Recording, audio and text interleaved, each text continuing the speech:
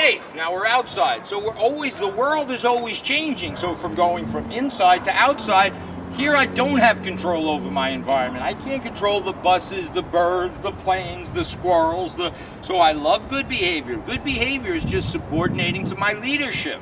It's not about beating a dog down. It's love, love, love, but giving him structure. He needs to be in his pack. The pack is being on my left. There's no energy. He shouldn't be here. If he looks at a squirrel or a bird, I'm going to correct him. I can't correct him now because he's subordinating like a pack animal should to my leadership.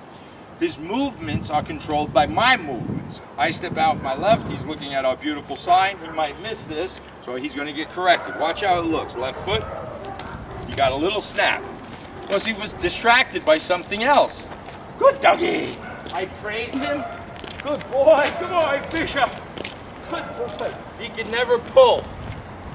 He can never put tension on this leash. I turn, he turns. It's got to be relaxed. I slow down, he needs to SIT. Sit. Sit.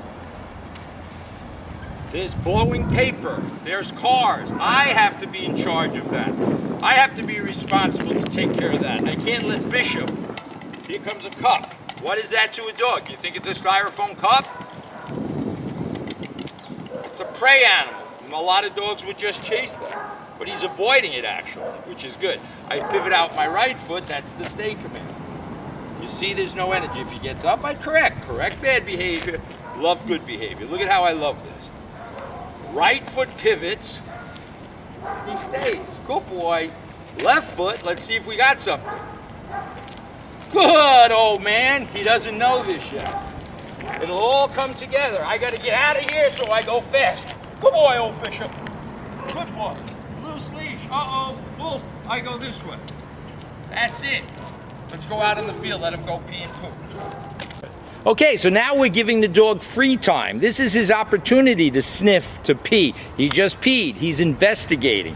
The leash and collar is on. He's such a sensitive dog that he got to get used to wearing the leash and collar all the time, because when he steps on it, he actually corrects himself. So right now he's doing what a dog does. He's investigating this field with his nose.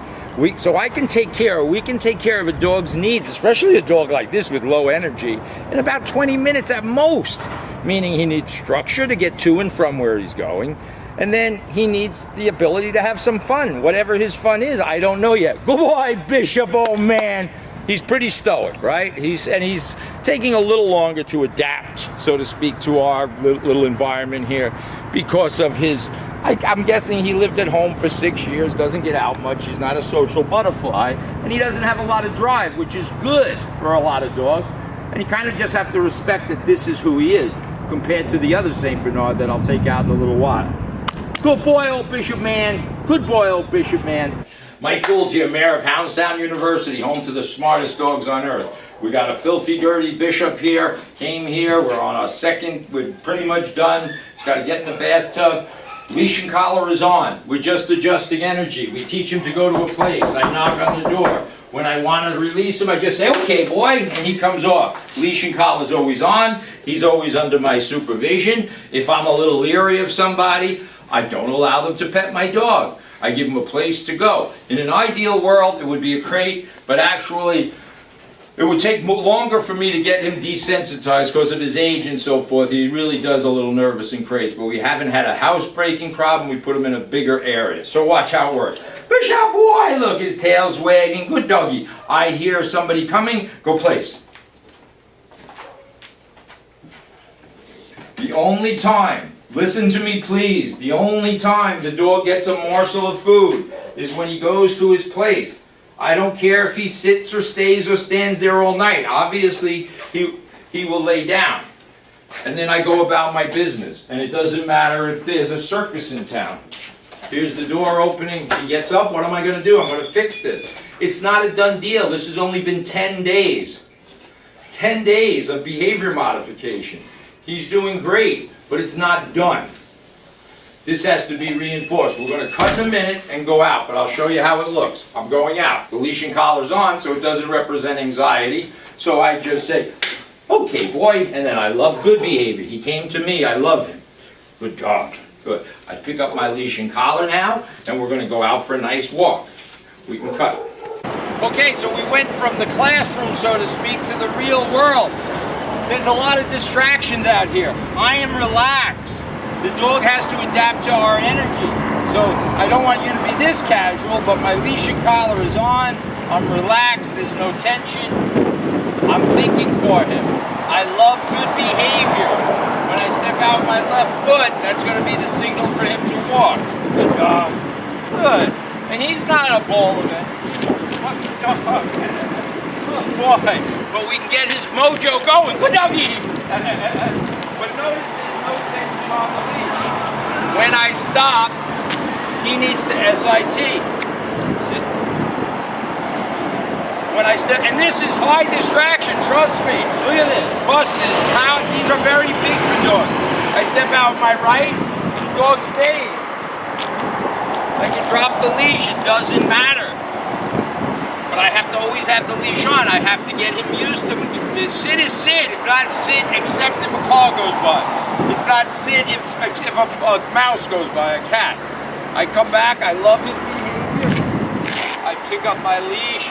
Again, I don't recommend you do this until you have the authority necessary to do it. I step out with my left. He walks. We're going to cut. I'm going to go show you the down.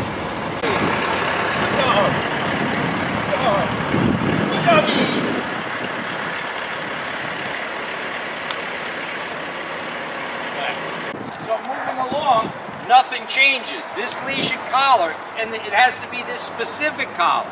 This collar don't shrink, it doesn't stretch. I ask him to sit. Doggy's slow as molasses, which is kind of good. I step out my right, that means he stays. If I want him to lie down, I say down. Down. It's a snoozer. Once he's down, he's down. I come over, I love him, good dog. And he can't get up. So now I can have a party here. I can have a barbecue. Obviously, we're not going to put him down in the hot sun on pavement. So I could put a bed, you see, I have crates, I have igloos, I have all possibilities where a dog can go. If I don't want to supervise him, obviously it's a hell of a lot easier for me to put him in a crate and close the crate. So this is fine. He has water, he's peed, he's pooped, he's got exercise, he's slow, which is fine. You have to understand now, people or kids come running up to him and say, oh my God, hi Bishop. That's where danger occurs. So when I want to release Bishop, I just say, okay, good dog. Okay, good dog. So I'm just used to not, these slow moving dogs. So this was a great experience. The behaviors are all set. All you guys got to do is understand them thoroughly and reinforce. Just reinforce what we've done in a loving way. Not sit, stay. It's none of that. We don't even talk to dogs here at Houndstone University. Let's go. That was good work. Dog. So eventually, of course, for those of you who think for the next 10 years you got to leave a leash on, no, we move in that direction. But if he's not healing on a leash, then you're not ready to take the leash off. So I have to fix these problems. This is the way it should be. You're not ready for this? This is high school. We're just finishing up 7th grade. Sit. He's got to know you can enforce it. Without a leash on, you can't enforce these things. So this has been a good experience. I just wanted to point that out. Heel. Good doggy. Yeah. Good dog. Good dog.